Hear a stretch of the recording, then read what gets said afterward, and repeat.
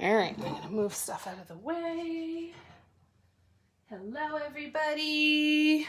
I was actually here on time, but I forgot to hit the go live button.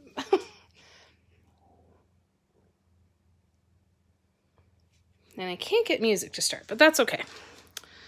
I will get that done in a few minutes. I'll figure that one out. All right. 1, 2, 3, and 3. And move you out of the way. And bring the pop in here. And I'm going to grab my... Hey, Nancy, how you doing? It's good to see ya. Thanks for coming to hang out today. All right. Bringing in the Lazy Susan. I don't think it's going to be... that's going to be overkill. We don't need that. That's a little overkill, so that's okay. All right. Barb's here. Hello. Hello, everybody. It's good to see you. I'm just getting settled in here. My speaker's not working for some reason. And I'm cold, so I'm going to grab a blanket. I'm such a wuss. How's everybody doing today? We're going to go through some basics. It's going to be a review for a lot of you. And for anybody who is new, then we are going to kind of just go through the basics of how to do this dot mandalas and how to lay everything out. We're going to talk paints. We're going to talk tools. We're going to talk the basic patterns. We're going to talk setting up a layout, all of that good stuff. Hello. Hey, Catherine. Hey, Kim. How you doing? How's everything in New Jersey? Hey, Christy. Hi, Jan. Sherry. I feel like I'm reading Rainbow. I see Christy and Sherry and Kim and Catherine. All right. So I need... Where is my pencil sharpener? So I'm going to grab my pencil sharpener. I'm going to grab my compass. And I'm going to grab my ruler. And we're going to go through a bunch of different stuff today. Barb, did I call you Sharon? I'm so sorry. Oh my God. Hi, Barb. Oh, today is not a good mind day for me, obviously. Just gonna sharpen my pencil. I'm so sorry. Oh my God. Why do you guys put up with me? I'll never know. All right, so I'm just painting on these small coaster-sized.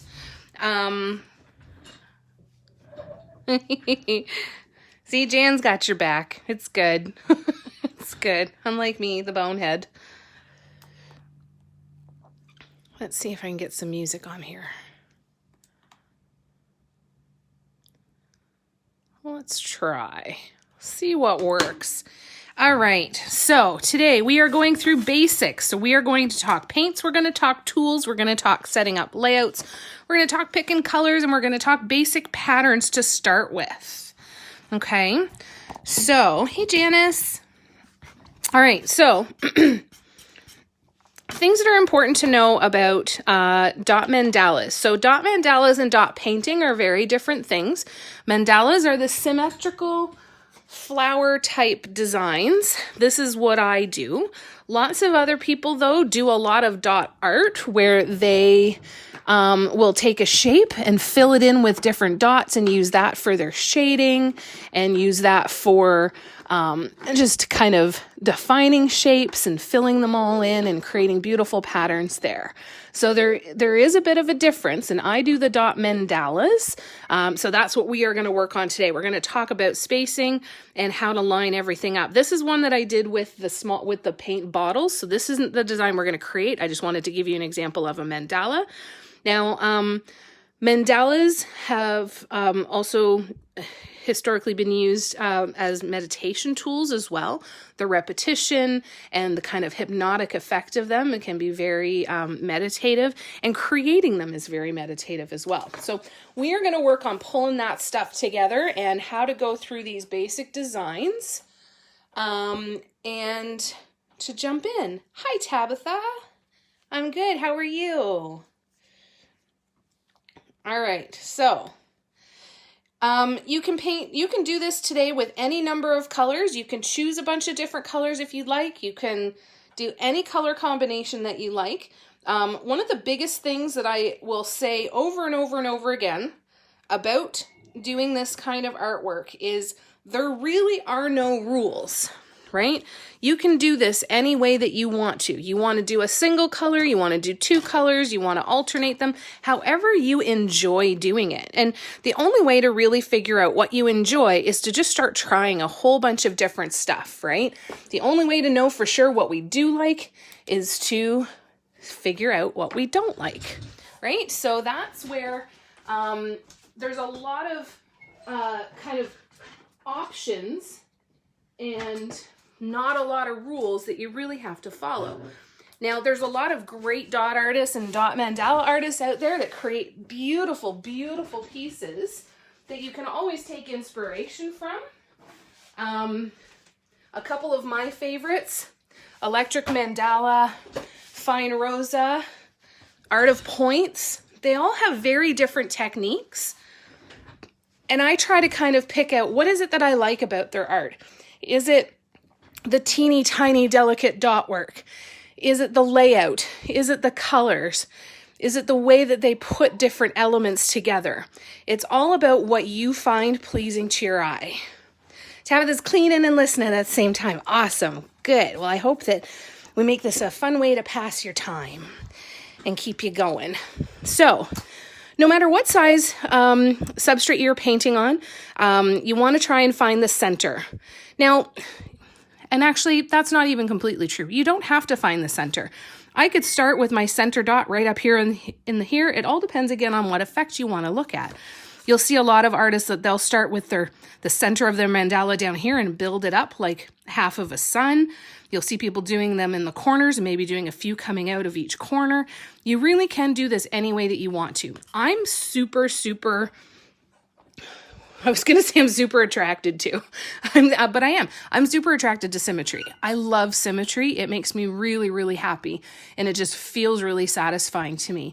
And it's really funny because when I was going through school, I always loved art class. I went to art camp every year, but I never considered myself an artist because I was never good at the conceptual stuff or the realism or anything like that. I really like the geometric and symmetry kind of ideas, and that just really wasn't nurtured very much when I was going through school. But this is a great way to still express yourself, to play with color, to play with design, and really get to know what you like. So I'm going to start by finding the center. A couple of the tools that you're going to want to have, I use watercolor pencil crayon now, thanks to Jan for sending me a couple watercolor pencil crayons. I used to use charcoal pencils, because they always erased really nice and they would wipe off with a wet cotton swab very easily. The frustration I had with these is when I was never, ever, ever able to get a nice sharp point on a charcoal pencil like this. Now, I only tried the one brand. I'm sure there's other brands out there that might have done a little bit better, but what I found is that, see how that's just broken right off? That always happened right in my sharpener. So it got really, really frustrating. I was going through these pencils like crazy, sharpening them all the way down, not being able to use them. I spent so much time sitting there with a sharpener. I tried 5 different sharpeners. It didn't seem to matter. So, but the watercolor pencil crayons are really, really nice. They erase well, and you can go back over anything that doesn't erase. You go over with a wet cotton swab and it wipes them right off, which is very, very convenient. So I always have a ruler that when I almost always use a black background, so I like to pick a brighter ruler that I can still see the numbers very clearly. I like the translucent rulers simply because then I can use like these lines here. I can line them up with the side and it helps me really keep my lines parallel or perpendicular to each other wherever they need to be. So I use those lines on there as well to help me line things up. So this particular one is less than 4 inches. So when it's something that's not a super easy measurement, First I try inches and then I try centimeters to see how that works. So you can find your center, or you can always decide to go corner to corner. And I found that that works really well on these. Now, if you're using a stone, if you're painting on a stone, you can put your center wherever you want to, or you can buy some really great stencils from the Happy Dotting Company. That's where I got mine anyway. I'm sure there's other suppliers out there, but they're flexible. They're these flexible silicone ones, right? And then they go great on top of stones because they've got the curve and they allow you to stencil out your design. And you can usually find them in a couple of different measurements, like with this many slices, or you can get more or fewer. There's also great flat stencils that you can get. You can get them on Amazon, you can get them from Happy Dotting Company, you can get them from Dot Art Depot. There's a whole bunch of great suppliers for these kind of plastic stencils. And these are really, really nice if you just really don't want to have to sit and do a whole bunch of measurements. And this makes life a lot easier. And they come in a few different sizes too. So if you're doing larger pieces, you can jump in there with one of these. But for this one today, I'm going to pretend that nobody has stencils and that we can all access a compass, maybe even a protractor, depending on how many slices you want to have in your design. And even if you're using just a regular pencil, I started with regular pencil. You don't have to have the watercolor pencil crayons, okay? You can start with anything that you want here, okay? So even when I'm lining up the ruler here, I'm looking at the center, but I'm making sure that the 9 centimeter mark looks really nice and even to divide up that space. The danger that you come into sometimes with going corner to corner is if it's not a perfectly square item, then it might make it look a little bit off center, but it's usually pretty good. So again, I'm using this 8 centimeter line now to line up with this line to make sure that when I draw this line, it's not off center a lot and it's not all wonky. The other thing that it took me a lot longer than it probably should have to realize this, but you always have to leave some extra space for your pencil line, because if you move your ruler up too far or you get trying to get in there too tight, it can almost screw up your spacing in there. So make sure you leave enough space for your pencil to go through so that you can get that nice intersection in the middle. Even that's a little bit off, right? I can see that it's a little bit further over here than this line, but it's still pretty good. Oh, we have matching rulers. That's awesome. Dollarama, baby. 3-pack, fantastic. I get a lot of my supplies at Dollarama, including my paints. Things like my erasers I got at Michael's, but I did that because I started off drawing mandalas, and when you're drawing mandalas on paper, it's a little bit more crucial to have an eraser that works really, really well. So if you wanted to create more slices than this, that's when a protractor would come in handy, where you can measure things off and you can create multiple slices. So instead of just the 45-degree angle, you could add in more angles in there if you wanted to. Let me see here. Hi, Elizabeth. Hi, Cindy. Is there a benefit of a ruler versus a stencil? If you are super particular and meticulous, then yes. The reason for that is when you use this stencil, you see how wide that space is? I could draw, if I'm using a super sharp pencil, I could draw a line on this side of the stencil, or I could draw one on that side of the stencil, and you can see how far apart those lines are, right? So you're kind of relying on picking where you're going to use the stencil and how you're going to draw with it. Now, that being said, it still works really, really well, and I still use the stencils an awful lot, especially these ones, because they're a little bit of a tighter fit for your pencil. And a little bit easier to guide, but it really depends on how particular you want or need to be. When I was drawing mandalas, I felt the need to be substantially more particular than when I'm painting. And the biggest reason for that is when I'm painting, half the time I'll draw the guidelines and I won't even use that again. Sometimes I just draw them for the beginning so that they're there in case I need them or if I need them, but I don't even actually go through and use them very often. So it was much more important for me anyways when I was doing a lot of drawing. Now this little contraption here that I have, if I was to use my compass and really push down in the center, I'm going to end up with a little divot in the wood, right? So what I do is I have a little piece of cardstock that I drew a cross on, and then I line it up with the lines that I just drew. And the reason I do that is because then I still have the center that I can put my compass in, and then I can draw my circles. I really like using a lot of circles if there's a chance that, especially if I don't know what I'm going to do for a design. And the reason for that is, where's my, let me show you with this puppy. So with this design, for example, if you start with doing kind of a mandala design in the middle, but then you want to add in some of these rings, having a whole bunch of lines drawn on your surface is going to make a big difference so that you have a lot more freedom of where you can put these lines. So when I draw these circles, if I don't know what kind of design I'm going to do, I will add lots and lots of circles on my design here so that I have lots of freedom for where to put those kind of concentric circles. Okay. I don't measure them out specifically, but your protractor should come with some measurements on them. So if you want to always have all of your circle guidelines a specific distance apart, then you can definitely measure it. If your your compass does not have any measurements on the side, like see how this one has these measurements, I can use certain distances of centimeters. I have inches on the other side. I don't know if you can see that.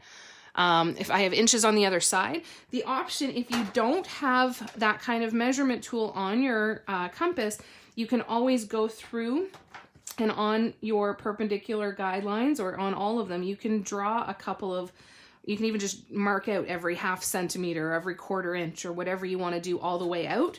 And then what you can do is once you get into your center, you line your pencil up with the mark that you made on that line, and then you can get a specific spacing going all the way around. There are lots of times, especially on small pieces, where I won't use any guidelines at all. But that's also because I've gotten very comfortable with my spacing, and I'm going to show you the trick that I learned that really kind of changed my life as far as spacing is concerned, and what kind of takes away my need for guidelines. Now, I still like the circle guidelines, like I said, but it takes away the need for these kind of slice guidelines, if that makes sense. So once I get into here, then I will use my tool and shorten up my pencil significantly, and I'll create a couple smaller circles in here. And I'll show you why I do that. So I'm just gonna tighten that up. Hello, Bellbeer. How are you, my friend? It's good to see you. I hope you're doing well. Whoop. Whoop. Now the main purpose for this little tiny one is it helps me center my center dot. Okay, so when I go to put a dot in here, I'm now going to look at how far am I looking like I'm lined up evenly away from this line. If I was trying to eyeball that with this line here, chances are I'm going to be off center. So it just helps me a little bit to get that center dot a little bit more accurate. All right, let me catch up here. Hi, Simmy. How are you? Hi, Rex. How you doing? It's so good to see you. I'm glad that you're doing better, Bellbeer. I'm sending you lots of love and healing vibes for sure. I'm glad you're here. Looking forward to hanging out with you guys. So, hey, Carolyn. That's okay. I'm glad you're here. It's good to see everybody.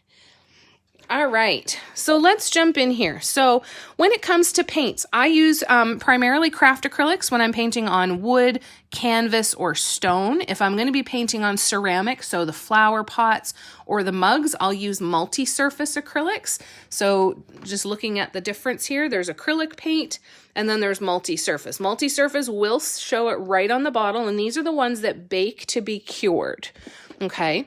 But when I'm painting on a surface like this, or on a stone, or on a canvas, I will use regular craft acrylics. There's a bunch of different brands that I tend to prefer. If you're in Canada, I am a huge fan of the Dollarama paints, and I really like those. Craft Smart from Michaels, I really like. I have some Apple Barrel as well. It's not my favorite. It tends to be a little bit watery, but there are different gel mediums out there that you can add to your watery acrylic paints to thicken them up a little bit. Keep in mind that if you do decide to use a gel medium, you want to note what effect you want. Do you want it to be a satin finish, a gloss finish, or a matte finish? I'm a huge fan of matte finishes. They're my absolute favorite. So if I was going to use a gel medium, I would want to get a matte gel medium to mix in there, okay? Do I do dot signs? No, I tend not to do shapes. I tend to stick with mandalas. So I tend not to add stuff with words or letters or distinct shapes in there. Very rarely anyway. But if I had somebody that could like do the vinyl or do the painting of the lettering and everything, or a stencil or something like that on something, I could definitely do some dot mandalas around it for sure.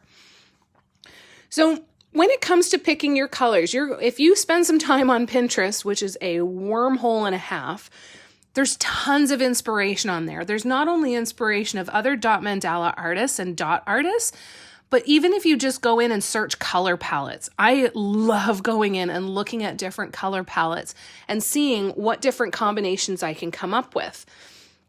Ombres are really nice as well when you gradually go from one color to another. They can be really, really fun. But you want to kind of strategize a little bit of how you're going to mix the paints to get there. So we'll do another tutorial on mixing paint colors. For now, we're just going to stick to the basics, but I will do a tutorial on doing an ombre and show you how we can mix colors, even going from dark to light or going from one color to another. But we will do that in the future. So for now, like I said, you can choose as many colors or as few as you want. I typically see, when I search color palettes, I see 5 to 6 colors.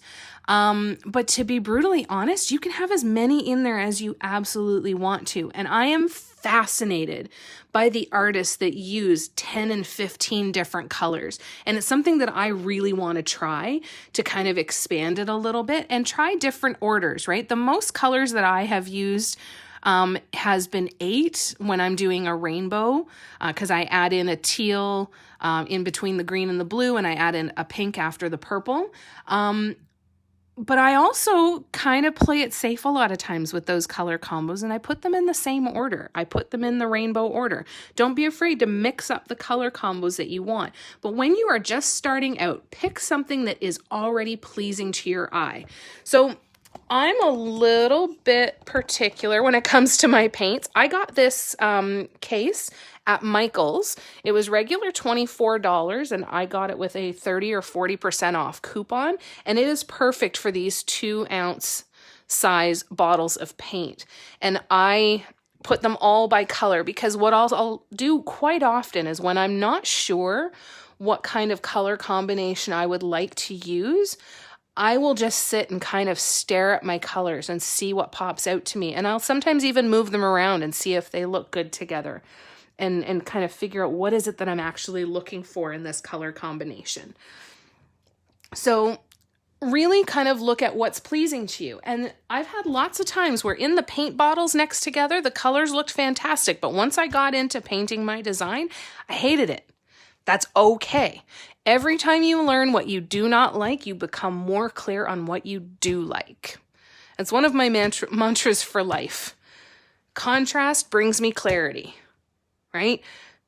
By recognizing something I don't like, I gain clarity always on what I do want and what I do like.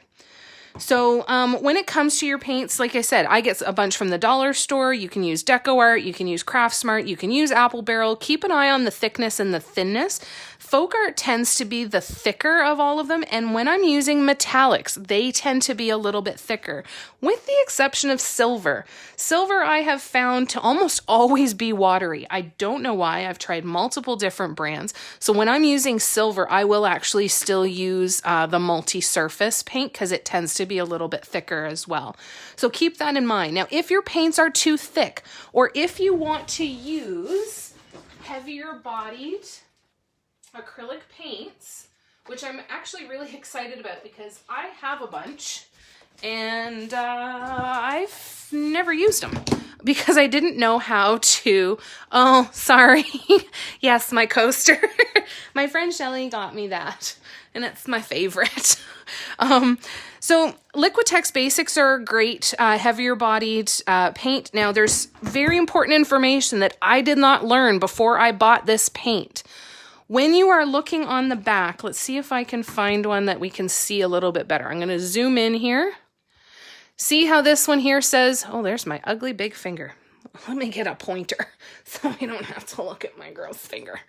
Okay, so when you are looking at these heavier bodied paints, you want to look to see that it is opaque. Okay, the reason for that is if you get a transparent or a translucent paint, which I will show you examples of those because I have a bunch. Now, if you happen to be an artist that likes using transparent and translucent paints, please send me a message. I've got like 5 bottles of the stuff and I'm never going to use them. And I would like for them to go to a good home. But here's the example. See how, isn't this color freaking gorgeous? Like, I love it. Artist Loft, right? But on the back, what I didn't look for was the opaqueness, and this is transparent. So when it dries, it's not going to look super opaque, and the color isn't going to look super saturated. It's almost going to look like it's over watered down. They're great paints to use, I'm sure. I'm just not for my thing, right? And then this one is translucent. See how the square is half full? So you've got an empty square, a half full square, or a full square, right? See like that one there? For dot painting, I find that the opaque is much, much, much better. Okay, you love translucent, Sharon? Perfect. Guess what I'm putting in your package? You're getting a bunch of paints, my dear. You are getting... So let's all celebrate with Sharon here for a minute. And I'll show you what you're getting, Sharon. Tell her what she's won. Hang on. And you might even get more than these because I've got some other bottles of thicker bodied paints that I have to look up on their website to see if they are translucent or transparent. All right, we'll divide them up between a couple of you. So I've got a fluorescent red that is transparent. I've got gold that's translucent. I've got this kind of burgundy color. I've got this one. I've got this brilliant magenta, which is transparent, so completely useless to me. This beautiful red that is translucent, and another translucent, okay? So between Tabitha and Sharon, we will figure out a way to divide these up and get these paints to a good home. But if you're looking to go and buy some of these, because you can thin them down to be really good for dot art. They are not good right out of the bottle for dot art. Okay, but you can thin them down with some pouring medium. Having some pouring medium on hand would be good for your metallics as well. Okay, and you just need a couple of drops in there. Jan has helped me get over my fear of pouring medium. I was so afraid that it was going to change my matte paints into satin or high gloss, and I really, really didn't want that. But they do, the pouring medium works really, really well on some of the thick metallic paints. The paints that I used for this canvas were all most of them were very, very thick. So I did use the pouring medium on this, and you can see that it certainly didn't affect the metallic qualities on that. Okay. So just keep that in mind. If you're using heavier bodied paints, you want to have some pouring medium handy. And if you come across any of your bottled paints, like your metallics or just a particular brand, then mix in some pouring medium. One thing I did find out from Delicate Dots Andrea, she reached out to both Folk Art and Deco Art to find out if you can add pouring medium to your multi-surface paints. And they all said no, that it will impact their ability to adhere to the surface. So this is for regular acrylics only. Okay, so just kind of keep that in mind. I'm going to move these out of the way, but otherwise, any kind of craft acrylic paints, it can definitely work for you. Now, I used to work out of a lot of paint palettes. I used to buy the little paint palettes all the time. If you are going to work out of paint palettes, then make sure that if you have to walk away for any amount of time, these paints do dry out very quickly. And yes, you can stir them up again, but they're going to get gummy. And especially when you're doing dots, you want nice gunk-free paint to be able, so that you don't have that impacting the shape or size of your dots or the way that it looks when it's completely finished. So if you're going to use paint palettes to mix your paints, which they're fantastic for, make sure you have some wet paper towel and either some saran wrap, a Ziploc bag, a Tupperware, tin foil, something. You're going to wet the paper towel, place it over top of your paint palette, and then wrap it up with something. Okay, and that will help to keep that that paint usable again later and kind of extend the life of it. I got to the point where I found that I was either switching back and forth between a bunch of projects or having to get up and leave the project and come back to it a lot. So I use a lot of these little paint pots. I get these at Dollar Tree. I also will buy these little ones that, you know, the ones that come in the big long kind of string of them, and I just cut them up, and I use these an awful lot because I find that it really keeps the paint to last a lot longer for me. Yeah, it was a really good thing. I was so glad she told me that, Jan, about the multi-surface, because I was getting ready to do it. And yeah, definitely don't do it, because then it won't adhere properly and won't cure properly. All right, awesome. I bought a case of 48 colors that are Craft Smart. Yeah, they're really nice, and it's inexpensive too, right? That's the nice thing. And Craft Smart has a lot of great colors, like really, really great colors. They've got a couple of teals, and that's the thing with Apple Barrel. Even though it's really thin, they have some freaking gorgeous colors that I don't do well walking away from them because they're so beautiful. So try out the different paints. You are going to find that if you're switching between colors and they have different thicknesses, that's going to impact what size tool you use. Now, let's talk first about the tools that I use, and then we'll start jumping in and painting. I use DIY mandala stones. Primarily, they're these ones that look like pencils. They are double-ended. They are numbered. Her new tools, I'll show you compared to her older ones. Her older tools, see how tiny the numbers are? You can't even really read it. That actually says 21, and that one says 22. Compared to these numbers, they're significantly bigger, so they're much easier to see. I did put up a post that has a link for them if you want to get them off of Amazon. I will say up front, I am an Amazon affiliate, so if you do buy through that link, I do get a little cut. I'm really starting to jump in and explore affiliate marketing and some of the opportunities there. But anyways, that's another side thing. But you'll often see a lot of artists doing that. It's a way that we can recommend the tools that we like and still help to build our business, right? So these are my favorites. These come in sizes. I go from 1 all the way up to 28. So you can make all different kinds of sizes of dots. The larger they are, the more paint you will need to use.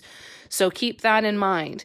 Still, in a perfect world, you're still not pushing down with these tools if you can avoid it. You still want to have enough paint on here so you can kind of place it and let the paint come off of the tool onto the surface, okay, without having to push down.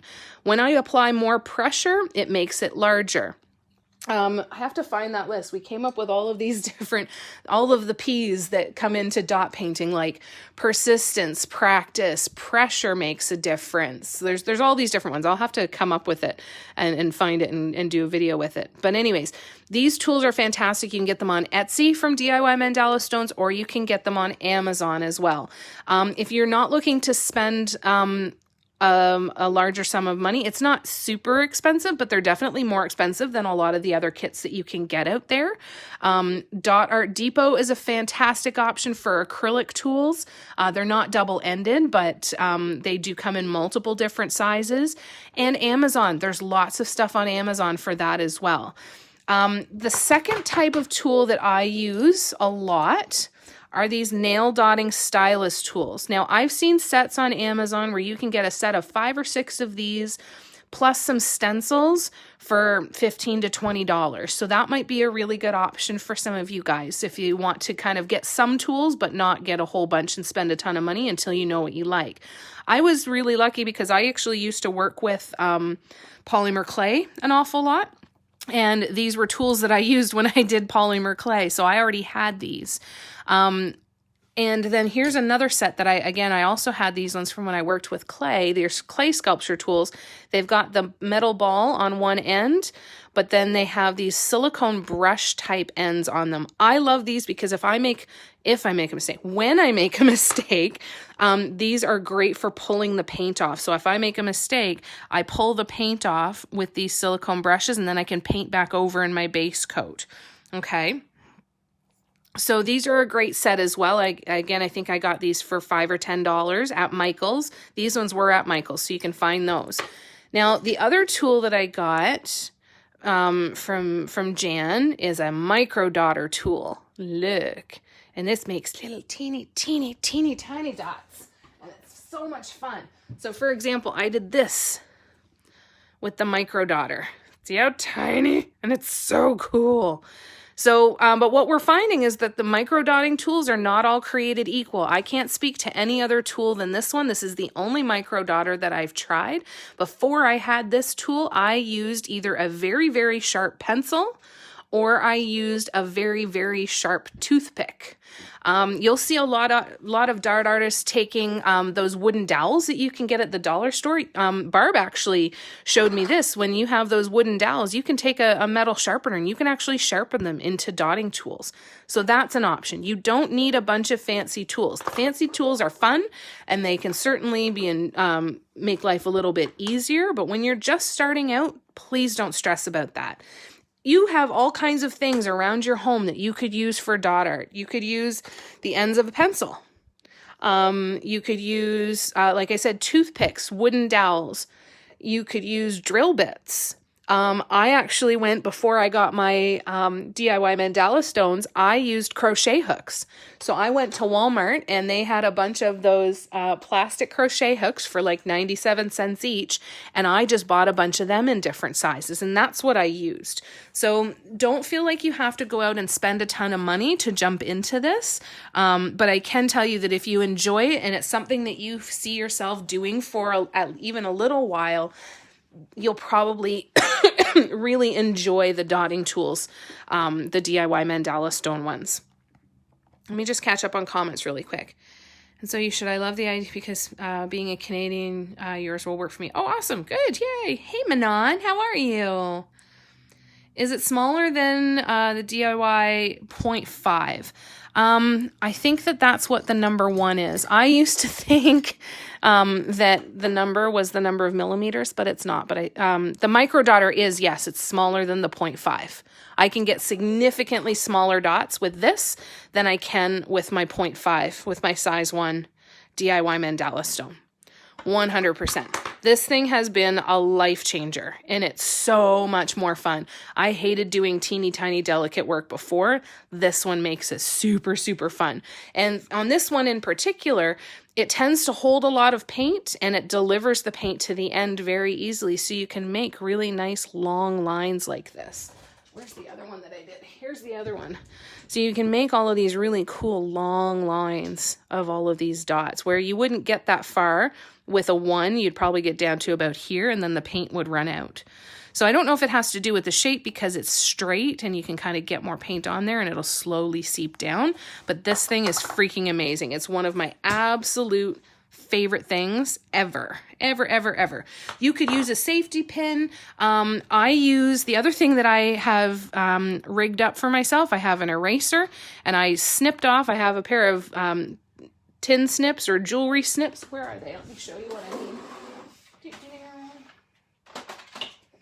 these little guys, they've got a little knife in there, a little pair of snips in there. I took just a sewing needle, like one of these guys, and I snipped off the end and I shoved it into this eraser. And this is fantastic for pulling down paint when you're doing swoops. So when you put a dot down and you drag the paint down to make it into a nice point, fantastic. And I like this because it's bigger and I can hold it like a pencil. When I was holding a toothpick or something smaller, or even holding onto one of those pins, I found my carpal tunnel went bananas. And I was constantly having to stop because I was losing feeling in my fingers there. I'm doing good, Manon. Thank you for asking. So the micro dotter tool is a clay sculpture tool. You can get it on Amazon. I believe that we have a link posted in the Facebook group. Can anybody confirm that? I want to say Jan or Sharon or Barb that we did have, that Sharon put up a link, or somebody put up a link for the micro dotter tool there. So yeah, if you call, it's a clay sculpture tool and it's on Amazon. Okay. I hope that helps. And we'll check and see if we have a link on the Facebook group. So if you look through some of the posts on the Facebook group, Sharon's added a bunch of topics. She's the admin on that group. So she keeps it running like a well-oiled machine, and I believe that there's a post there. Okay, Jade found it there. Okay, so perfect. So yes, if you go then, Elizabeth, to the Facebook group, you'll find the link there. I'm almost done cleaning, but first putting dinner in the crock pot and hoping to get onto the painting with you. Perfect. Well, that's fantastic. Lovely. Okay, awesome. Yeah, do a search and it'll be there for you. Okay, so does this make sense? Does anybody have any questions about paint or tools for setting up before we jump into the different types of dotting and the different patterns and spacing and everything? Anybody have any questions that I can answer for you before we jump in? I'll just wait for a quick sec. I'll take a drink of my Pepsi while we see if anybody has questions.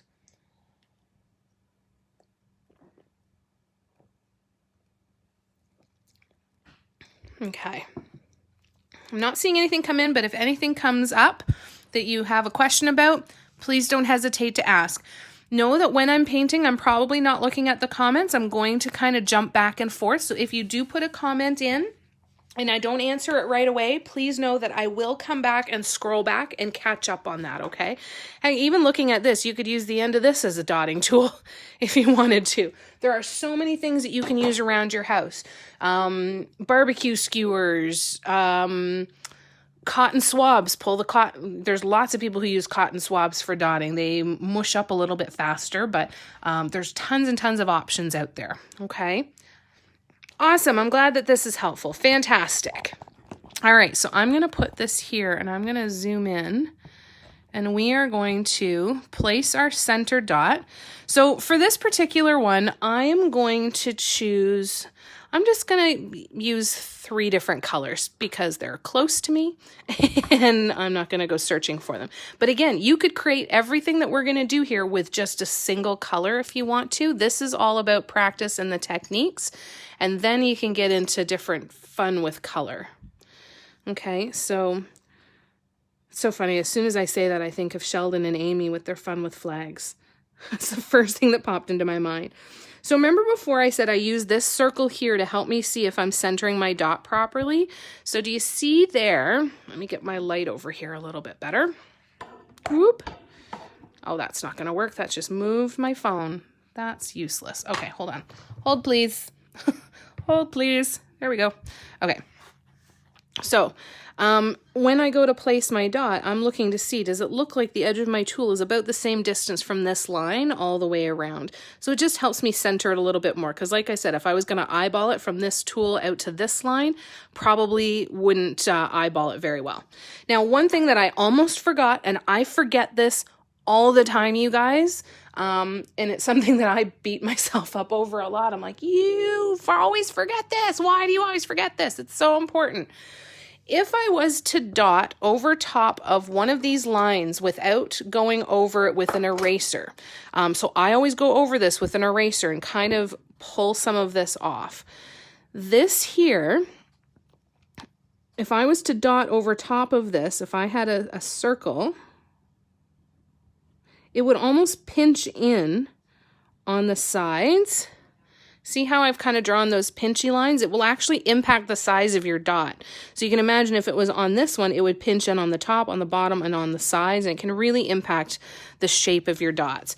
For the center dot on this one, Janice, I'm using a 22, and I have a just slightly smaller than 4-inch canvas. So what I like to do, and this is all preference, of course, but what I like to do is just go over it very lightly with an eraser, because it gets some of that waxiness up so that it won't impact the size and shape of the dots at all. Okay, so I erase it just enough. Oh, sorry, I realized I'm super zoomed in, and that's probably disorienting. So I am now just going over this really, really lightly with an eraser so I can still see the guidelines, but it's just getting rid of some of that waxiness that could pinch my dots a little bit.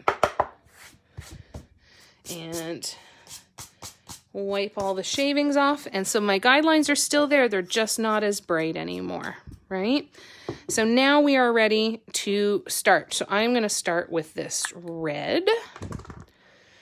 And let me give my paints a stir. This is an old thing of paint, so it might be a little goopy, but it'll still be fine. So just giving it a bit of a stir.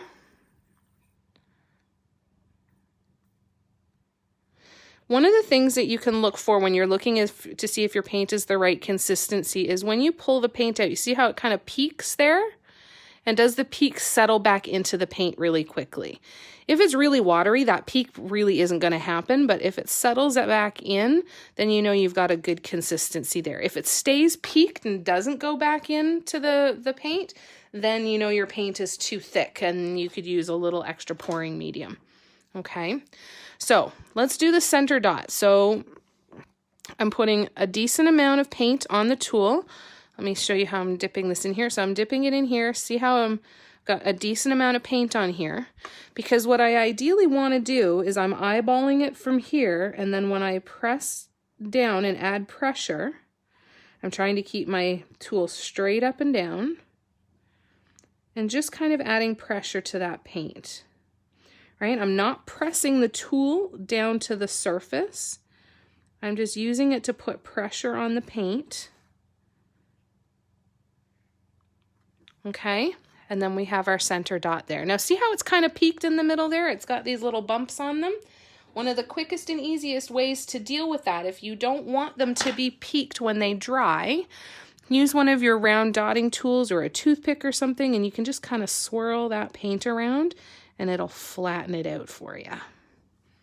Okay, now we're going to move on to color number 2.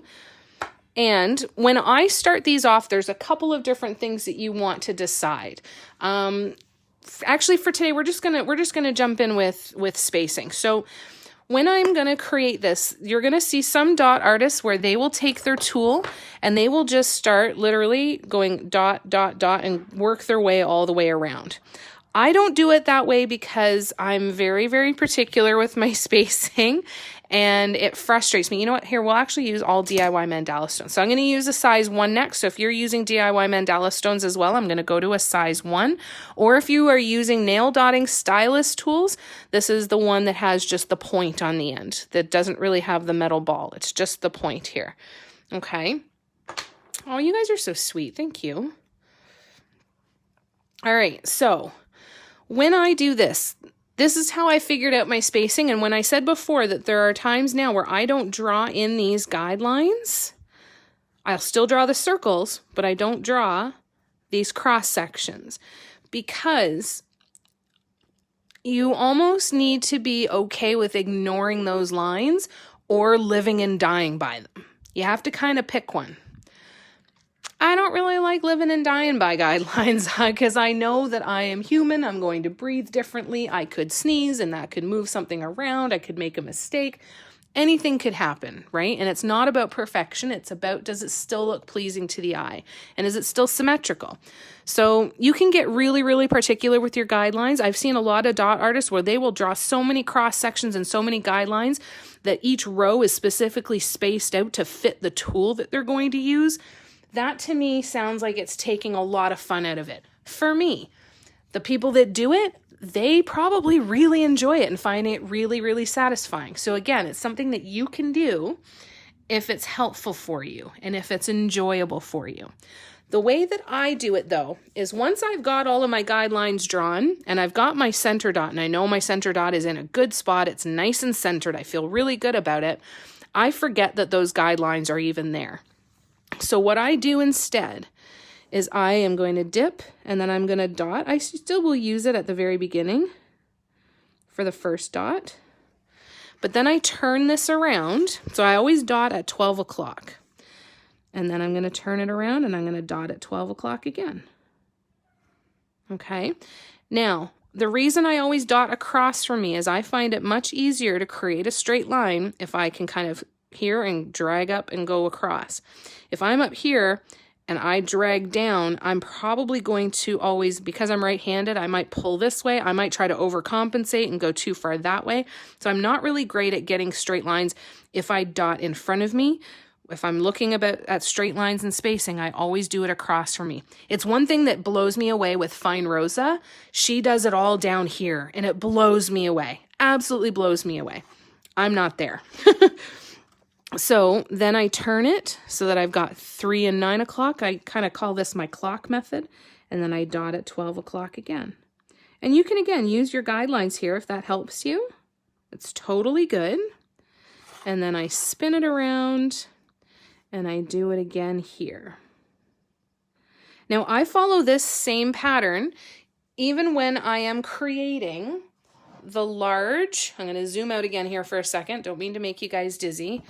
When I create these larger circles, when I'm spacing out these larger circles, I do them the same way as I'm doing this. I start out by dotting at 12 o'clock or dotting at the North Pole, however you want to look at it.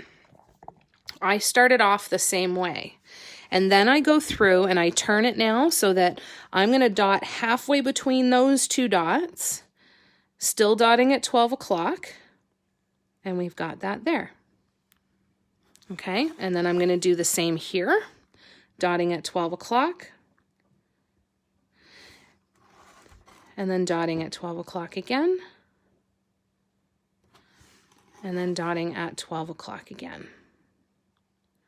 So see how now we're creating this even spacing going around, right? Here's the thing, is this does not guarantee that your dots are going to get super close together and be super tiny in a super tight little line. It doesn't mean that. It means this is the best way to do it, for me anyway, for spacing, right? To make sure that I actually have space to fit in the number of dots to keep it symmetrical without having to squish anything in there, okay? It doesn't mean that they're going to be in there super, super tight. The only way to figure that out is by playing with center dot size and playing with the size of the tool when you do this first row. That is all trial and error and practice. You might get to a point where no matter what you create, you always create your center dot with a specific size tool. That's okay. I do that with my pendants. I always use a size 8 for the center dot on my pendants. Now that might change at some point, but that's what I do for now. When I do small stones, I always use a 10. I've just gotten into that habit for what works with that. When it's a larger piece, even in these ones here, I don't really tend to choose anything. I just kind of wing it, but you can develop those patterns that work well for you. Okay, so now that we've got these down, we're going to continue the dividing in half. I'm still dotting at 12 o'clock, dividing that space in half, and then I'm going to keep going. So we go all the way around, still dotting at 12 o'clock, just dividing the spaces in half. Okay. Still going and dividing the spaces in half. and cleaning your tool off very, very regularly, every 2 or 3 dots, even more so when you're doing tiny dots, if you are concerned about, or if you start to notice the size of your dots changing. It's a good habit to get into. I get lazy and I know it. So that's also part of where mistakes come from too. If I get lazy and I don't clean my tool off properly, or if I don't clean it off often enough, if I start going too quickly, that is when the majority of mistakes are going to happen for me. And I just realized I'm going to try the speaker again. Let's see if we can get music to play again. Nope, still nothing. Don't know why it's not working. Okay. All right. Sharon, I can't find the link. The search doesn't work. Also, there's a link for the exact Statler compass. Oh, awesome. Fantastic. We'll take a look because I know it's in there somewhere. I remember seeing it posted. It might be if you search the topic tools or go under topics, maybe.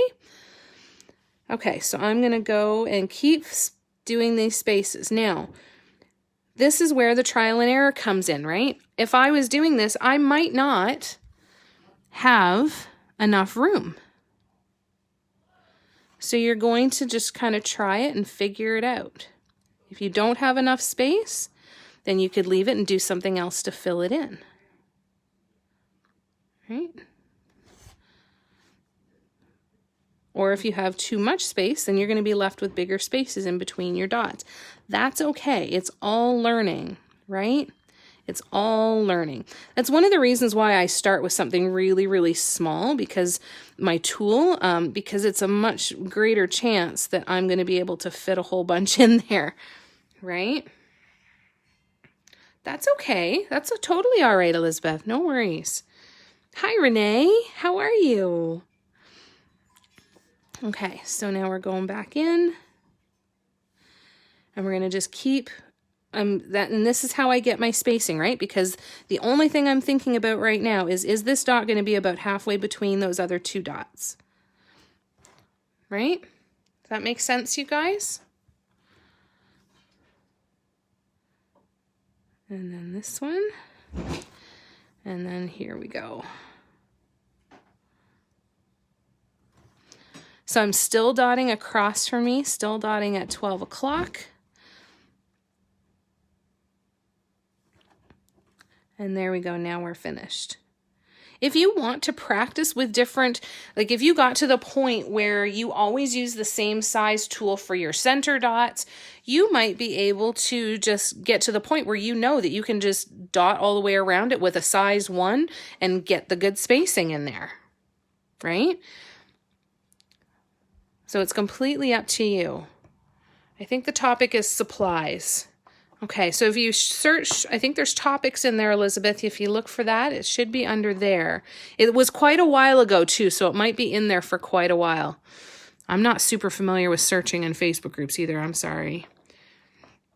Mine's a little crooked, but I'll live. And that's the thing. It's okay. Because chances are, especially in these first couple of rows, by the time you get your entire design built out, you're not going to notice what's going on in these center rows. Take this one, for example.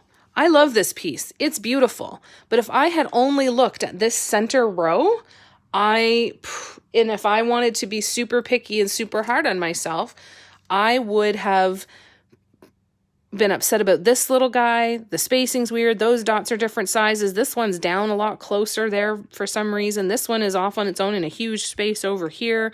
You could pick it apart. You could pick apart a ton of it. But it's okay, because in the grand scheme of things, like when you look at this, now that you've seen it, I bet you can't unsee it, but it's still something that's there, right? And it's okay. And these little mistakes show that it was a human that made these. It's like Bob Ross, right? His happy little accidents. It's okay. It's not the end of the world. And the more and more you practice, this is an art form that the more you practice it, the more comfortable you will become with it. However, please know you will continue to make mistakes. I make mistakes every day. There is not a day that goes by that at some point I don't have to paint over something, scrape something off, and go in there. It's okay. Exactly. It might turn out completely incredible. You don't know until you keep going, right? It doesn't have to be perfect. It has to be pleasing to your eye. And it only needs to be pleasing to your eye. It doesn't matter a tiny rat's ass if anybody else likes it. If you like it, that is the only thing that matters. Okay? Totally, Manon. We'll always be our own worst critics, right? We will pick ourselves apart.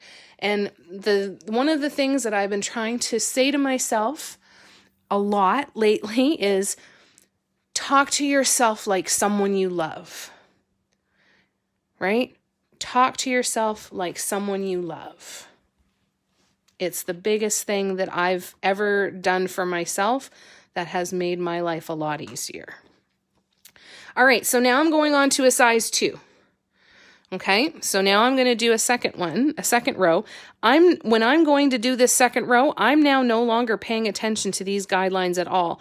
I am now looking at the space here. So I'm going to dot here in between those other 2 green dots. Okay, and I was going to use a teal, but I'm going to switch it. I'm going to switch it. I'm going to use the darker teal. I don't know why I had gotten the darker teal out first, and I changed my mind, and I don't remember why. Doesn't matter. Okay. Sorry, I have my dotting tool in my mouth. Okay. Came here for art, but living the great life advice. Well, I'm so glad that it's helpful for you. We are all about fun here. This is about having fun. This is about creating beautiful things and being nice to ourselves and supporting each other. And this art form does so much for that. So let's keep going. All right, so I'm going to use a size 2 now, and I'm looking at putting this dot right there. Now one thing that I'm going to do is I don't do the 12 o'clock. You still can, but this time I'm just doing every other one, and I will show you why. I do this because of spacing, and I will show you how that works in a minute. I made them too small. Oops. So let's go back here. All right. So dotting every other one. Okay, wiping off my tool very regularly.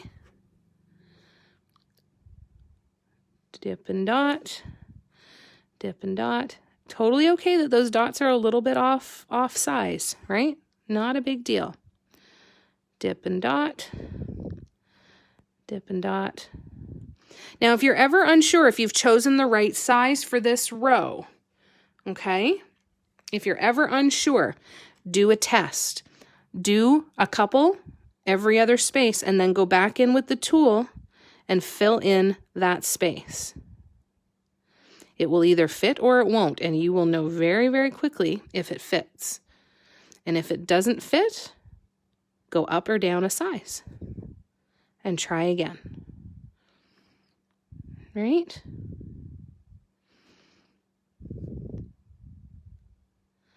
It's funny that you say that, Carolyn. Art is therapy, and because, it teaches us, at least for me. Oh, and see, now those ones ran together, so that was a little bit too close together. So let's talk about fixing mistakes. I used a black base coat for a very specific reason, because I make mistakes a lot, okay? And we'll come back to my other tangent after. So I use this tool here, and I'm actually going to pull those few. It's thinning out the paint. It's pulling some of it off of the wood, but it's even just flattening it out. Then I'm going to go back in with a tiny paintbrush. I buy the little sets of paintbrushes at the dollar store. If you can get the ones that are like, what's the size that's really, really tiny? This one here is a size 0.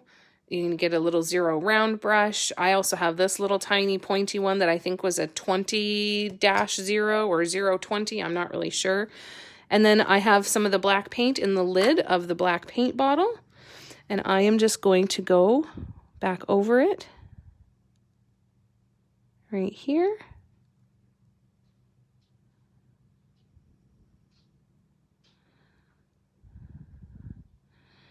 And there we go.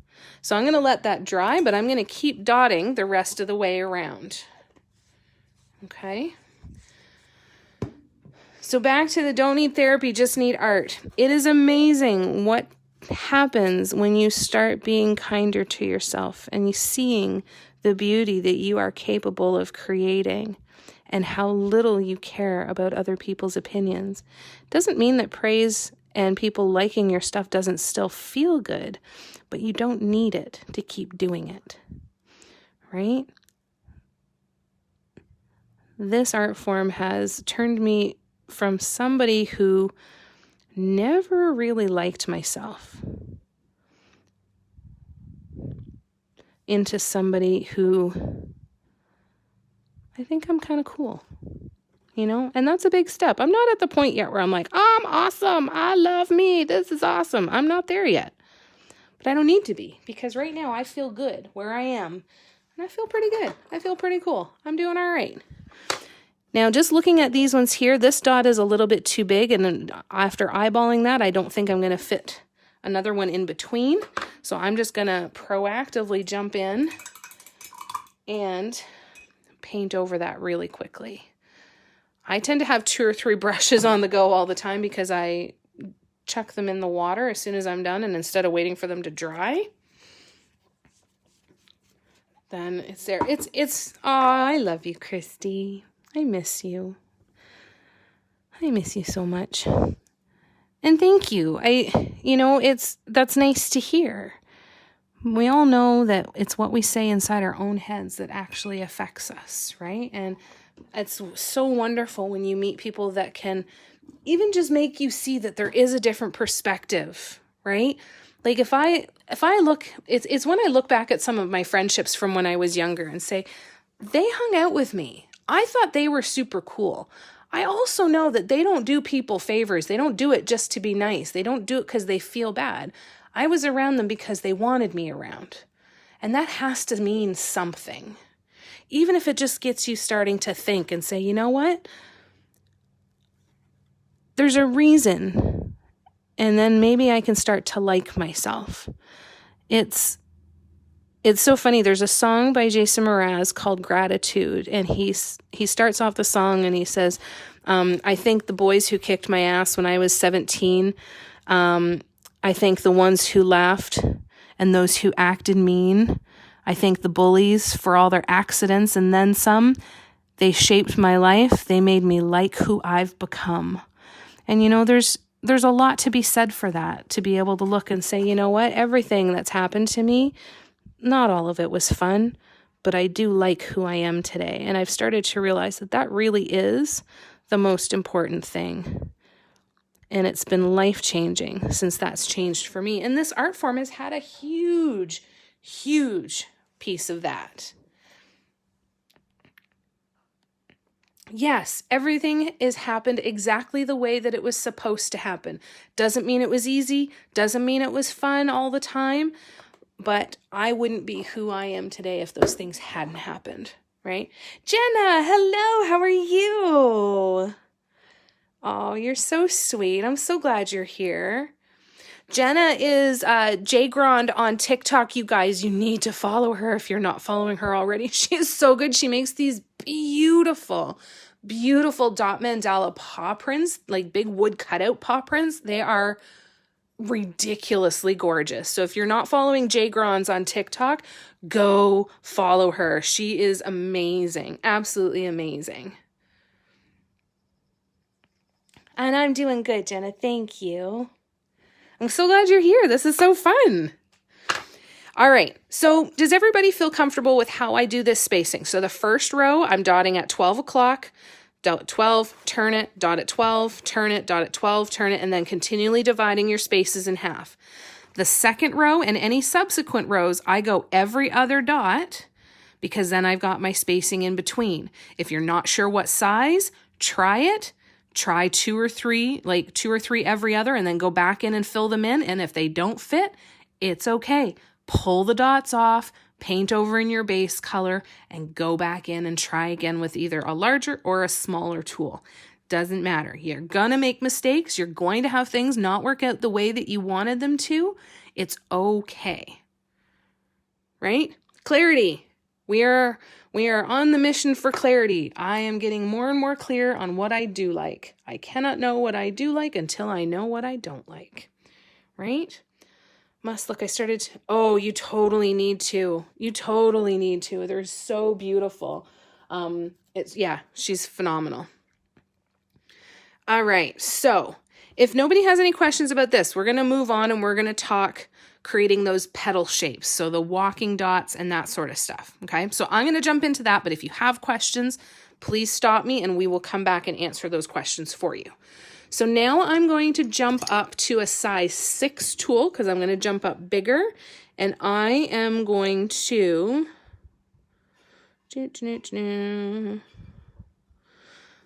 this is where we're going to play with it a little bit because I'm not completely sure how I'm going to do this. For right now, I'm going to do 12 o'clock. Okay. And then I'm going to spin it back around, but what I'm going to do, I think it'll be here, is I'm going to go here. Now, here's the thing too. When you go to do these rows like this, you don't have to stay in the dips from the row before. You can go back to following your guidelines if you want to. That's okay. So if I go every other one, it's going to go there. Oops. So I'm going to do every 4th one for now, just because I want to see how much space I can create in there. So this happens sometimes too. I'll go to put a dot down, change my mind of where I want to put it. It's okay. You get in there, you wipe it off. Cotton swabs work well too. You don't need these tools.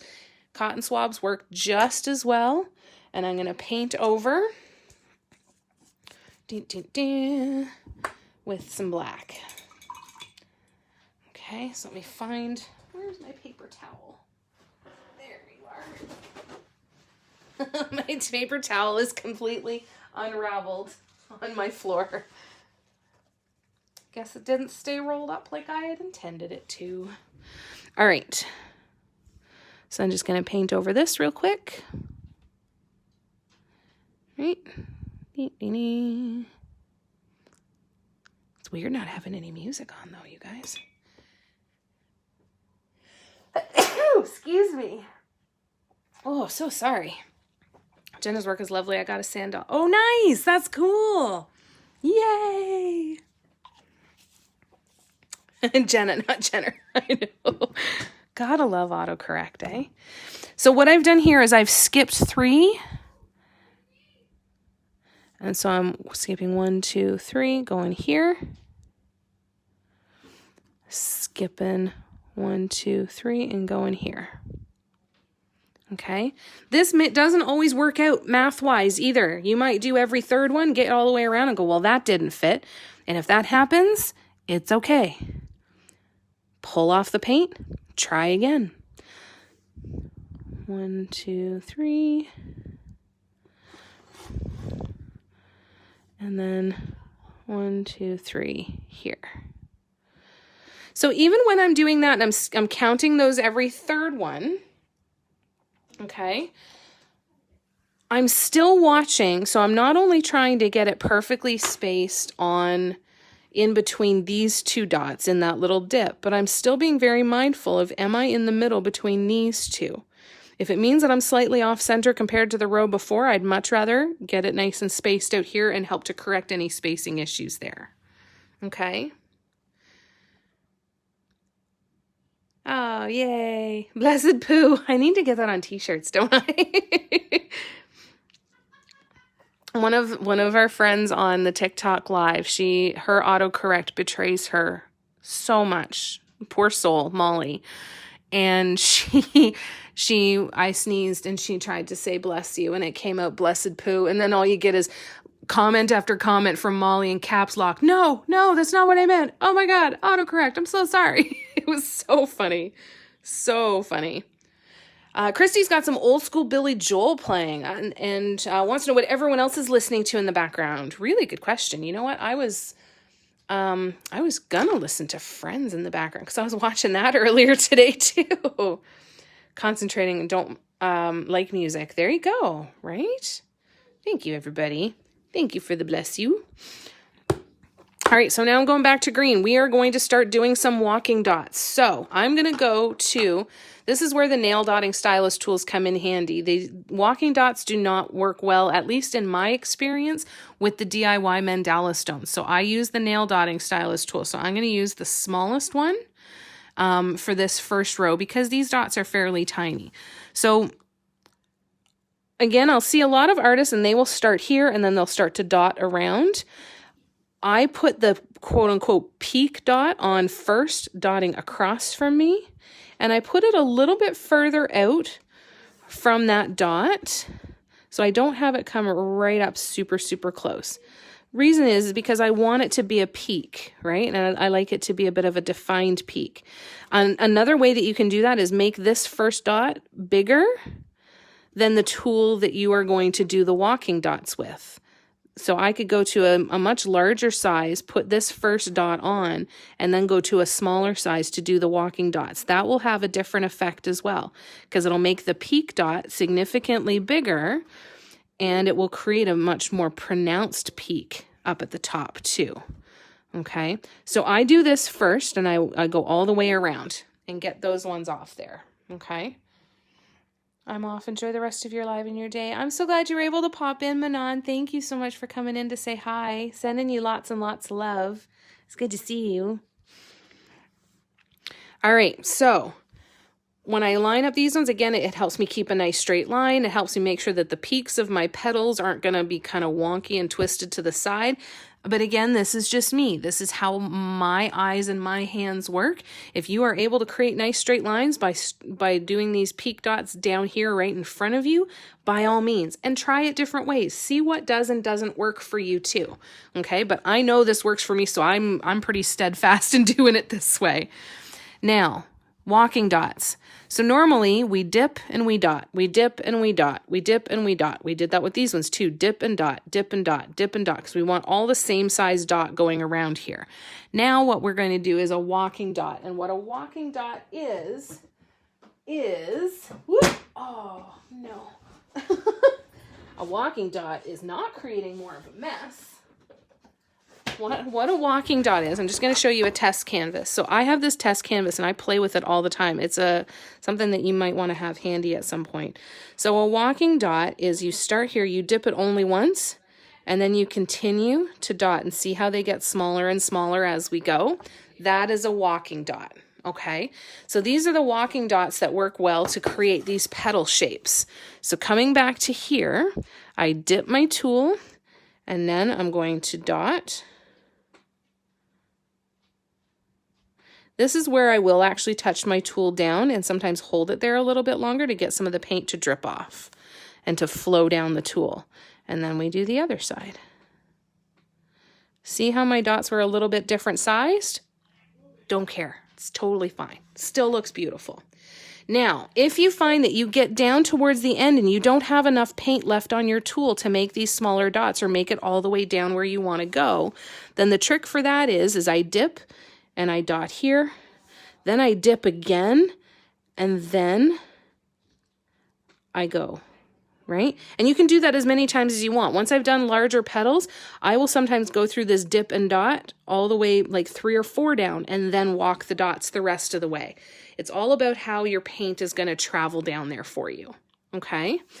So we're going to do this again. So again, I can go here, dip and dot. If I don't think the paint is going to travel, I dip and then I dot again, and this time 2, 3, 4, 5.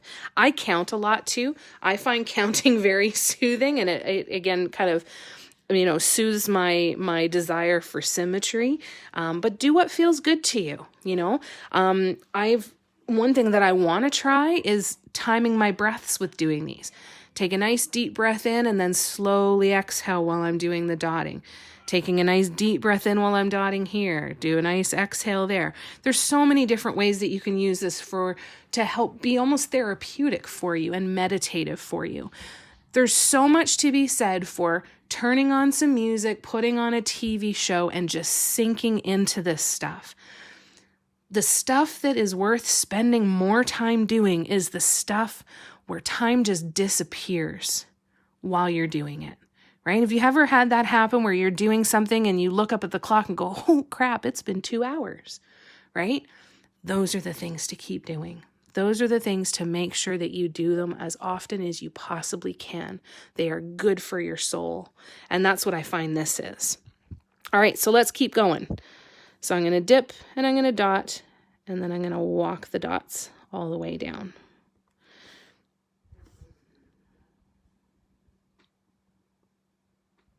And there we go. We doing okay so far, you guys? Everybody doing all right?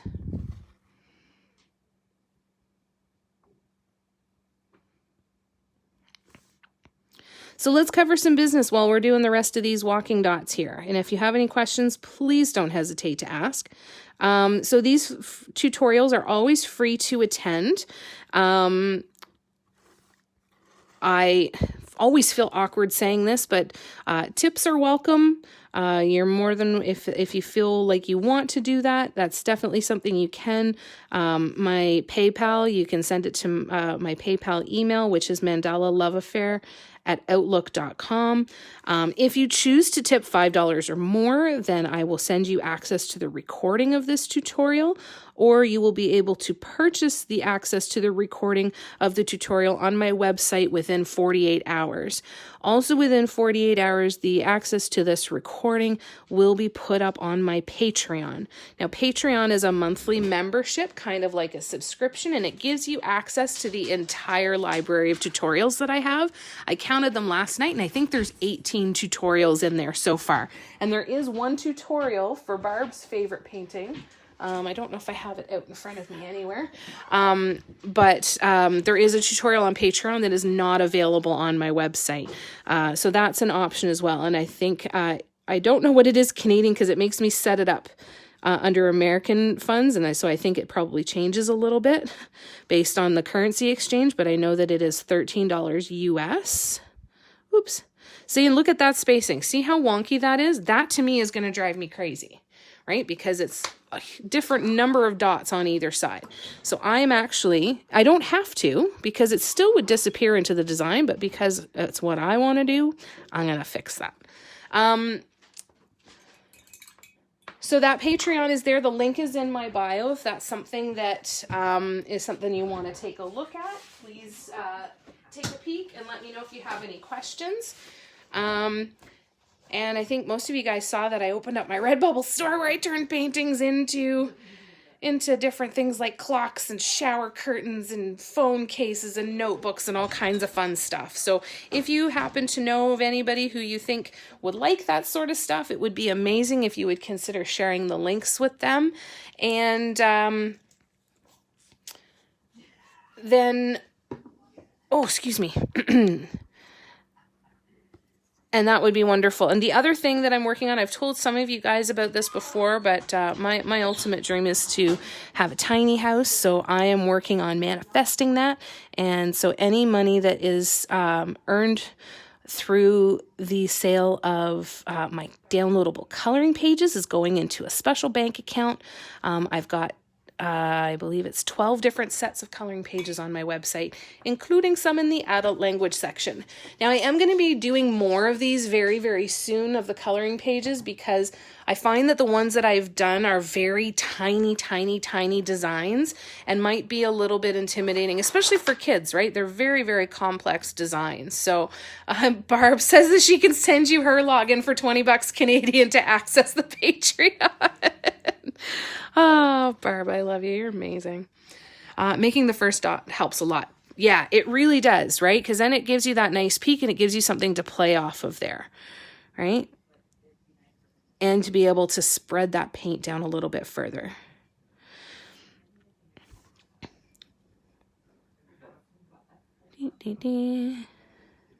There we go. And that black paint is going to dry really quick. I just put a very thin layer of black paint on there. And it dries fairly quickly. There we go.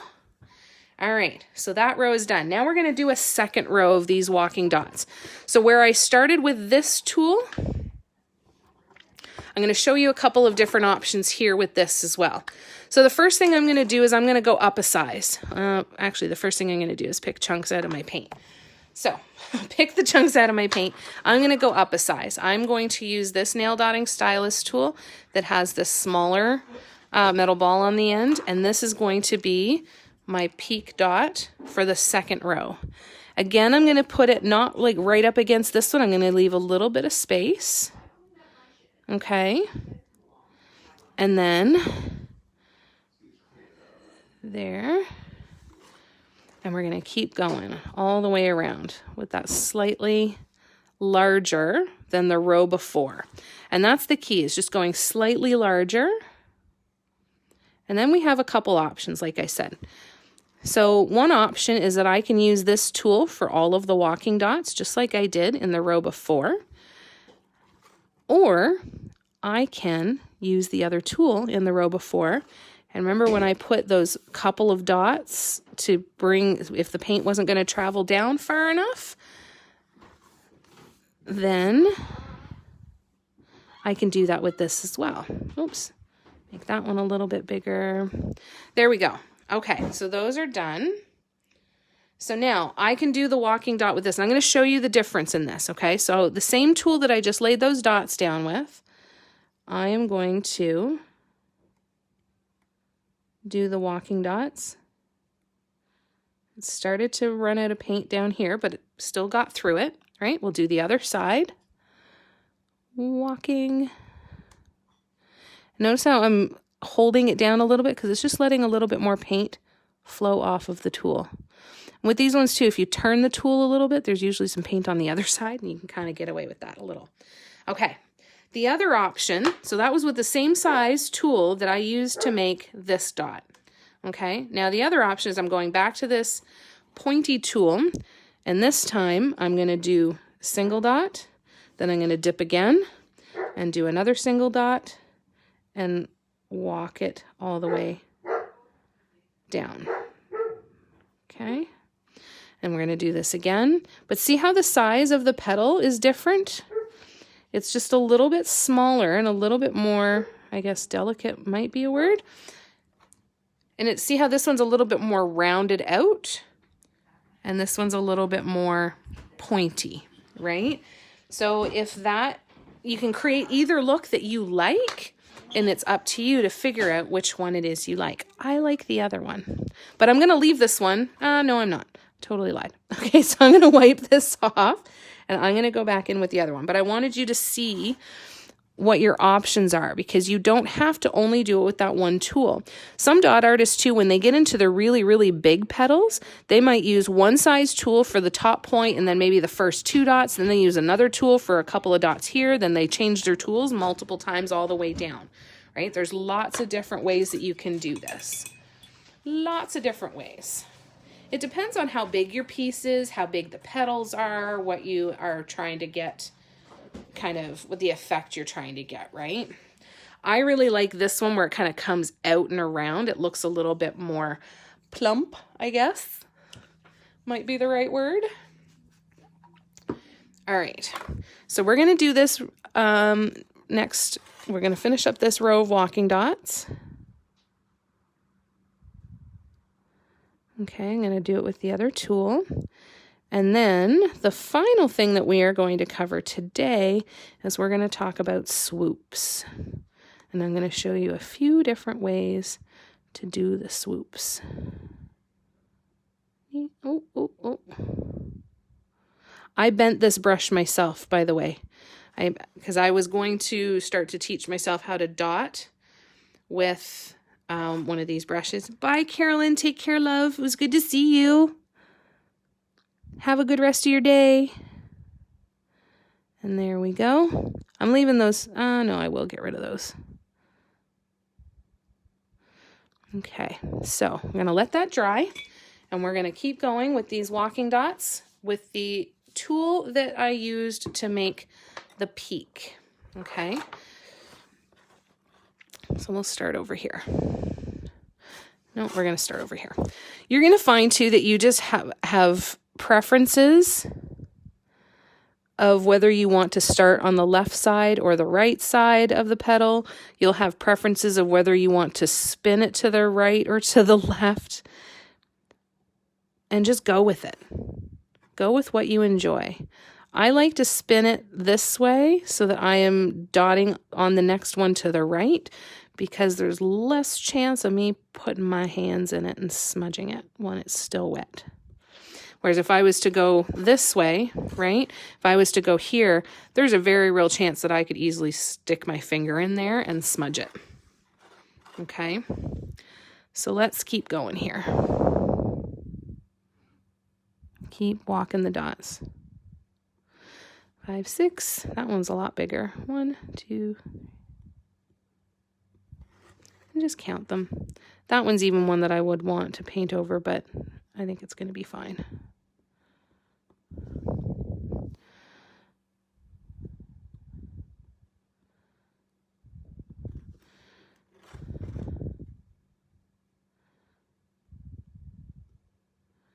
I do like these colors together though.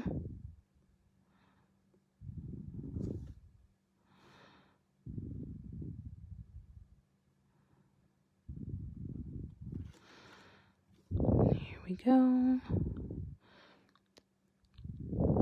Definitely recommend cleaning off your tools a lot more than I do, so that you're not going through this little bit of a mess here where it's getting a little clumpy.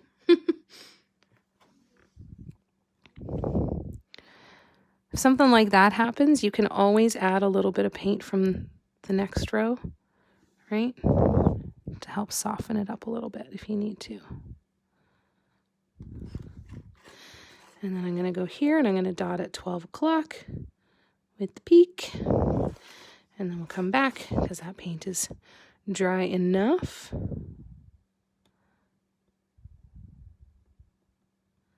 Oops. And then we go in again. There we go. All right. Okay, couldn't take just watching anymore. I have my supplies out now. Yay! Fantastic. All right, now we're going to talk swoops. All right, I'm going to show you 3 different ways to do swoops, and one of those ways is going to be using the paint bottles.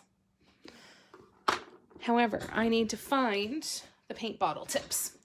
So let's see if I can remember where I put them. So I'm going to show you a couple of different ways. First way we're going to go through, and I'm going to actually get out the gold for this to make it nice and easy to see. All right, so I've got gold paint. First and foremost, first way you can do it is you take a nail dotting tool or one of the DIY Mandala stones tools. Why don't I do that? I'll do the DIY Mandala stones because I know you guys have a lot of you guys have them. I am going to use a size 4, okay, and I'm going to dip it into the paint, and this time I want to kind of stir it around and get lots of paint on it, okay? And I'm going to put a dot here. So again, this can be the DIY Mandala stones tools. It can be your nail dotting tools. Anything that you can pick up paint and put it down in a nice little dot. Now this is where you would use a toothpick or a sewing pin. This is where I've got my pin stuck in my eraser. And this is where I started with swoops. And you just slowly pull the paint down. Right? And pull that into there. Okay, so there's swoop number 1. Swoop number 2 is using only a nail dotting stylus tool. Okay, so using a nail dotting stylus tool, do the same thing, grab a lot of paint. I'm going to put the paint down here and just let it sit there for a minute. Kind of tapping it, getting more paint off my tool. And now I'm going to just slowly drag this down. Like that. Okay? It's not as... I think it's going to depend a lot on your surface. I still kind of go in and clean up these edges that aren't perfectly straight. And then you've got that. Okay, it's very, very slow. Now, let's go option 2B is use the one size dotting tool to lay down the dot. Right? Lay down the dot here. And then go in with a smaller dotting tool. Getting lots of paint on there. Sometimes you can even go and grab some more paint and add some more paint to it. That works too. Okay. And now I'm going to go in with this smaller one. And I'm going to put a little bit of paint on it. Go in the middle. And then again, really slowly.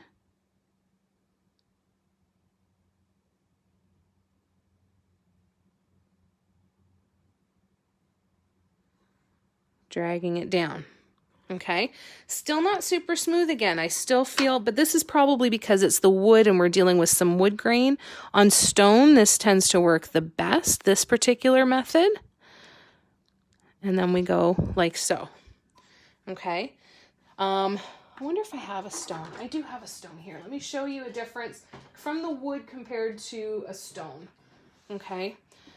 Because the wood has a lot of wood grain. This is a heart-shaped stone that I've got. It's very, very dusty. Oh my. So if I go in with this tool, I'm grabbing lots of paint with my tool, and I place the dot, right, get lots of it in there, and then go super slow.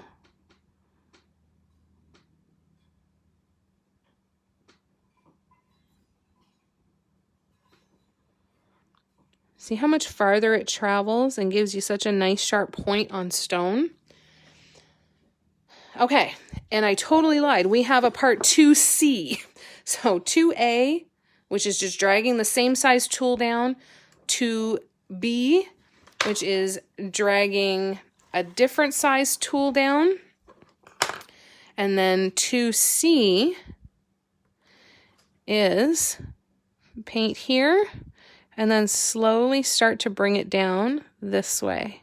And see how it stretches the paint a little bit more? It's still, again, the wood, so let me show you again on the stone. So instead of just slowly dragging there, this is a little bit easier. So I grab this, I pull it down just a little bit, and see how I can still create that. It makes it a little bit less tapered, but it can be a heck of a lot faster. Okay. Now, third way is with these bottles. So these are the bottles. Barb found bottles like this at Dollar Tree, you guys. So if you want to try these, you can definitely try ones from places like that. You can order some from Dollar Depot. It's all kinds of options. So I'm going to grab one of the tips. They come with the ones that I have come with a whole bunch of tips. These are the ones I got from Dollar Depot. I squeeze it out a little bit on a test canvas just to make sure there's no clogs. And this is the game changer, you guys. You ready? This is so fun. So I'm actually going to make this one a little bit, no, we'll still do it here. So I got to shake my paint down.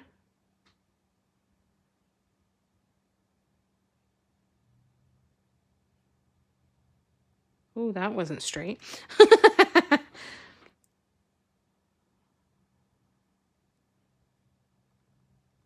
It's hard to get used to because you have to space it differently. So let's try one more time.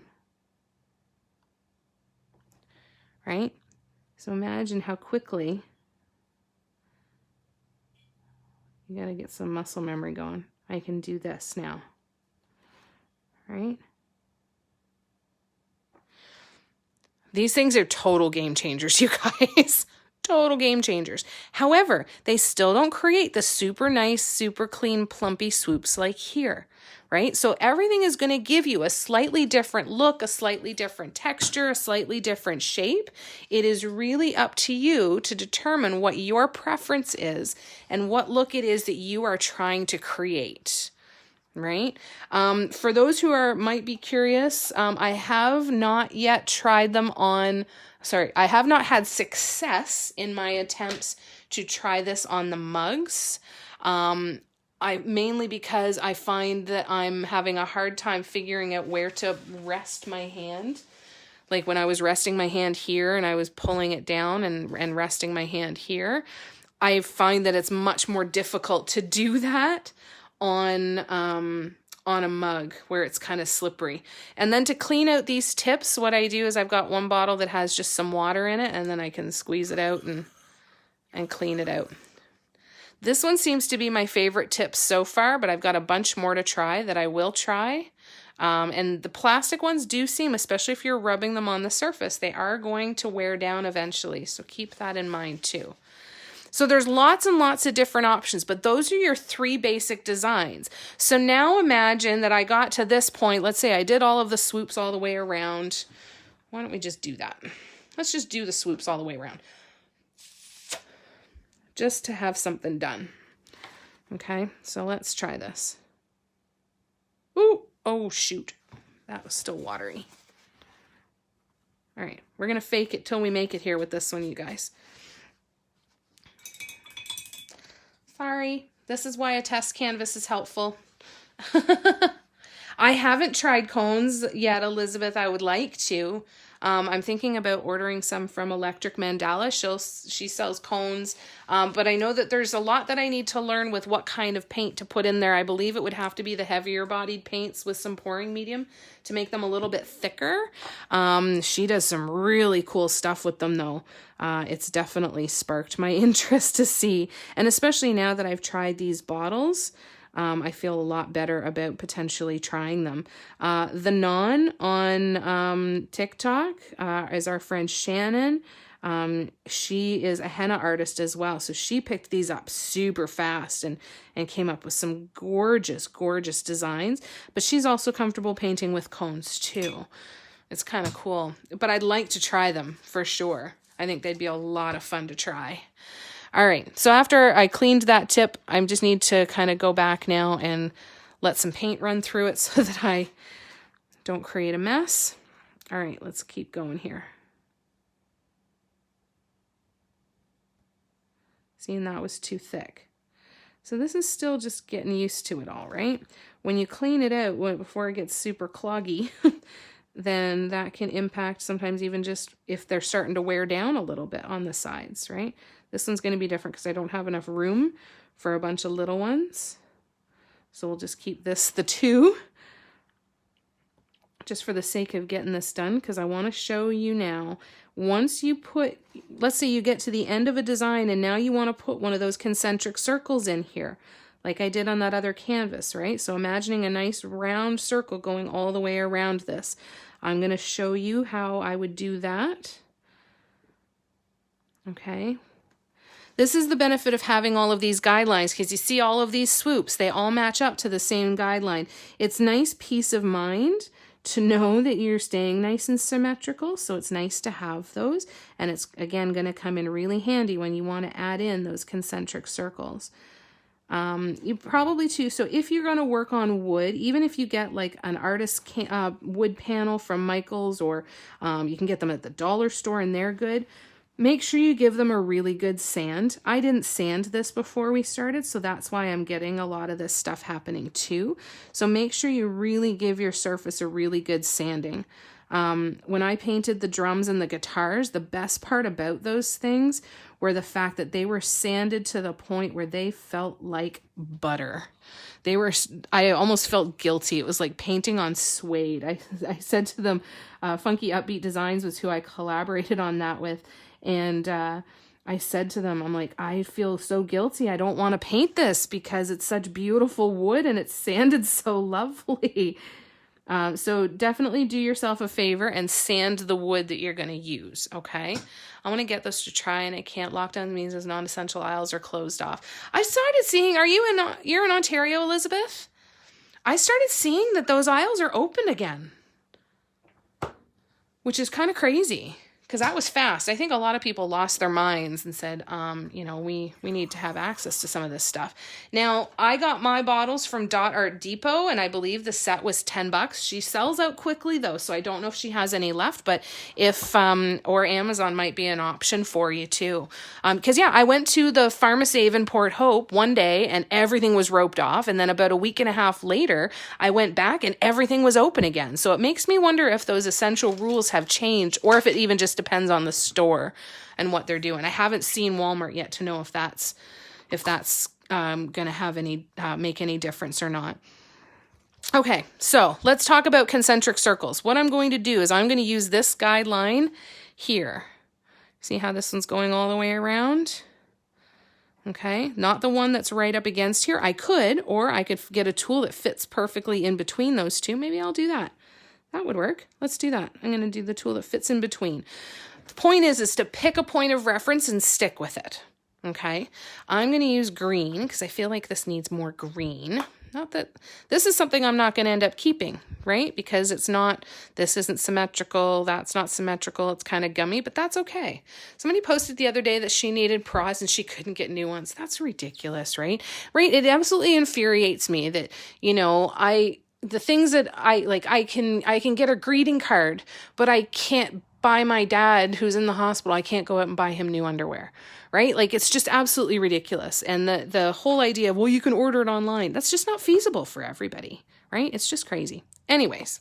Okay. So if we're going to do these concentric circles, we're going to do that clock method exactly the same again. Dots by Lena also sells bottles. Oh, fantastic. Yes. Oh, that's the paints that you were telling me about, Sharon? How do you like them so far? So anybody who's listening to this particular bit, the paints by Dot by Lena, I've always been fascinated by them because they come in little pots and all of the colors and there's a picture that represents the color and they're all animals and I want them so bad. My parenting local groups are going bananas because so many kids need new shoes and well, yeah, totally, right? It's so ridiculous. It's so ridiculous. All right, so let's jump in and let's do this. So I'm going to do the same thing as I did before, and actually I'm going to go with the line. I'm using a size 6 from my DIY mandala stones, and I'm going to dot at 12 o'clock. I'm going to spin it around.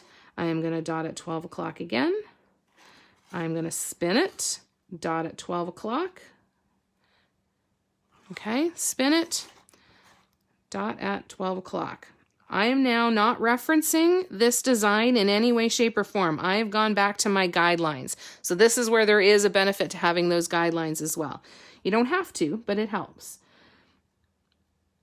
12 o'clock. See, dividing that space in half. Going to 12 o'clock. I'm actually going to go a little bit further over, not quite on that line, because I want to divide that space in half. I'm less concerned about sticking with the guidelines, is just using them as a point of reference and then making sure I'm dividing that space in half. And again, and dividing that space in half again. Okay. Sharon, you love them?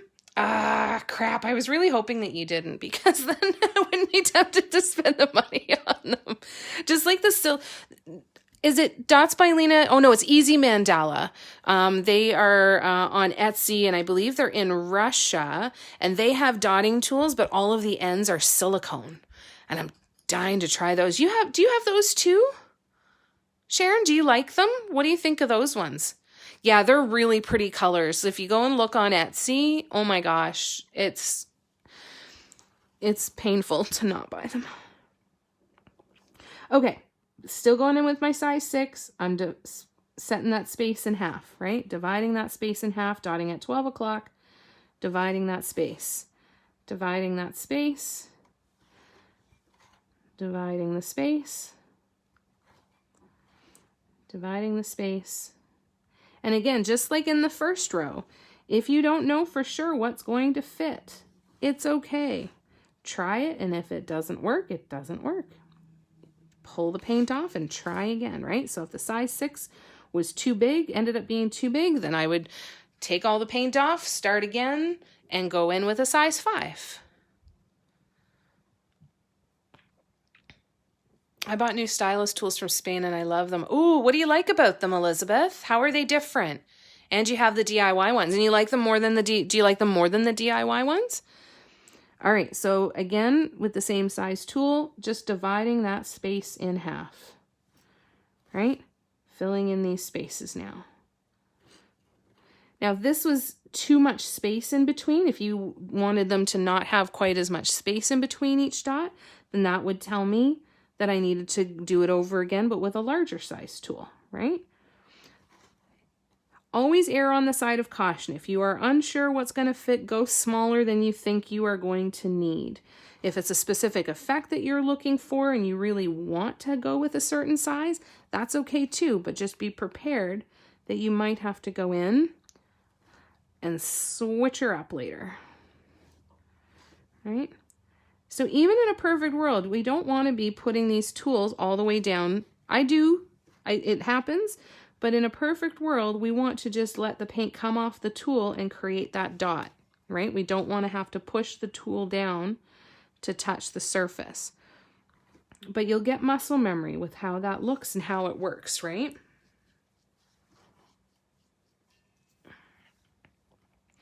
All right, one more, right? So just continually dividing those spaces in half, and that will create that circle for you.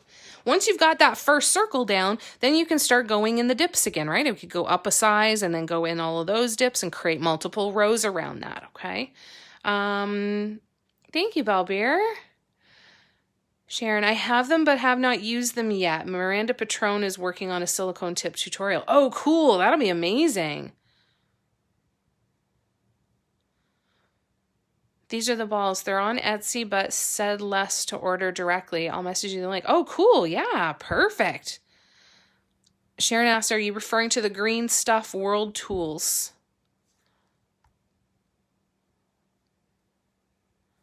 So cool. Awesome. All right, you guys. So that's how you add in those circles, right? So having those guidelines is where they come in handy. Right? You don't have to do these circles. You could just keep going with creating pattern after pattern after pattern after pattern. Okay? Barb, you looked them up, right? Aren't they freaking amazing? Especially all of the pastels and more kind of gray colors and everything. They just look, and they're matte finish from what I understand too, right, Sharon? The Dots by Lena paints. And they just look like absolute velvet. I posted on lots of people ordered. That's cool. And do you like them more than the DIY, Elizabeth? That's cool. All right, I'm going to take a sip of my pop. So we've got about 7 minutes left, but I wanted to check and see what other questions do you guys have? What else can I answer for you today? One thing I didn't spend time on is the test canvas. I have a test canvas that I'll test out color combinations, I'll test out tools, just practice on them, all of that sort of stuff. So if you have, and these are great just to get from the dollar store, just so you have something to see if you want to test some stuff out. Okay. Sharon, I messaged directly to the company, said to get them directly. Oh, you looked up from your painting and saw my colors. Oh, I'm so glad you like them, Barb. What colors are you using?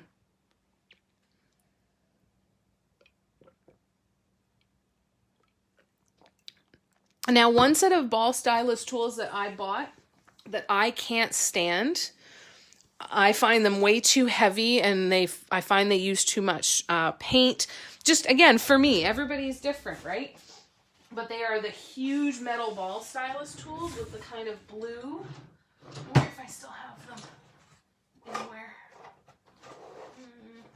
I don't know if I do. And I certainly can't put my hands on them easily right now, so I'm not going to fight for them. Maybe they're under there? No. Well, that seems awful heavy. Why is that so heavy? Oh, it's just heavy. I'm just looking at some of my stuff to figure out if I can find them. But you'll often see them in a lot of the dotting tool kits.